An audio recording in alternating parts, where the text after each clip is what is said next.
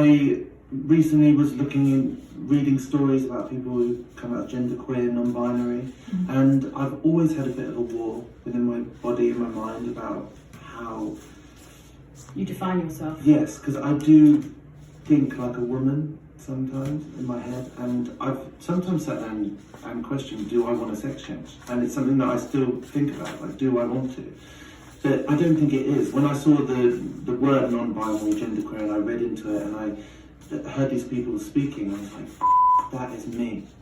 Okay, so let me introduce you to the fluidity of gender pronouns, which may seem irrelevant to some people that have never had to worry about which pronouns they are addressed by.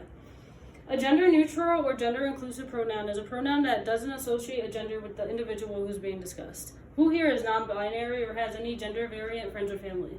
When you meet a person, do you ask about their gender pronouns? Using personal gender pronouns are commonly used to show respect for individuals that identify with transgender, genderqueer, or other gender-variant identities. Now that I have introduced you to personal gender pronouns and some of the genders that use non-normative gender pronouns, I will now dive further into frequently asked questions and the importance of respecting personal gender pronouns. There are ways to ask the pronouns a person uses. Never assume genders. The most respectful and simple way to ask someone their pronouns is by directly asking, what are your gender pronouns? Or, can you remind me of which gender pronouns you like for yourself?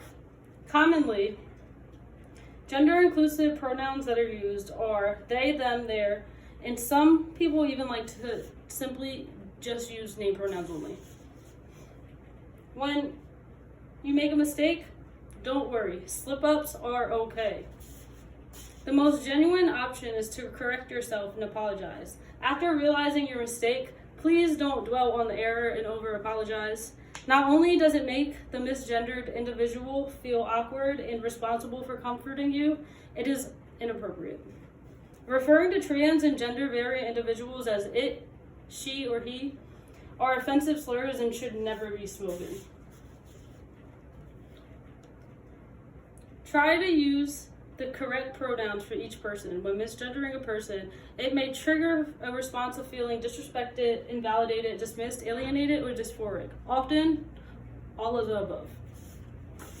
Mindfulness can prevent unpleasant feelings and a crucial component in creating an equal and comfortable environment which appraises individualistic culture. Don't ignore it if you see someone constantly using the wrong pronouns.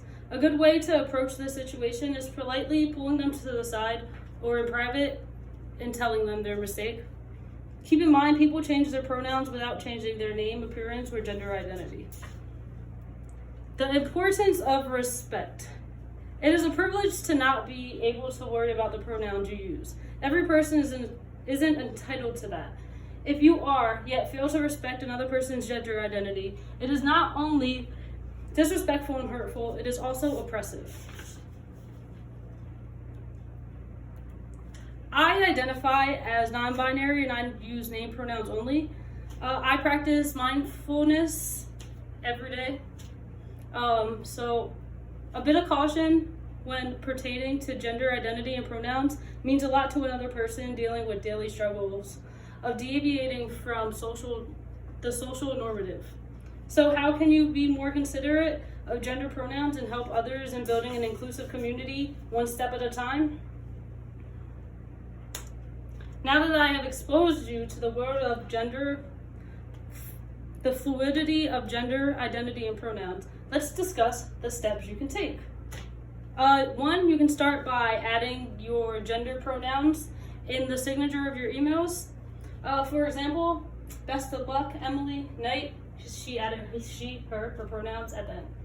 And two, in the classrooms, instructors can include pronouns as an optional part of introductions.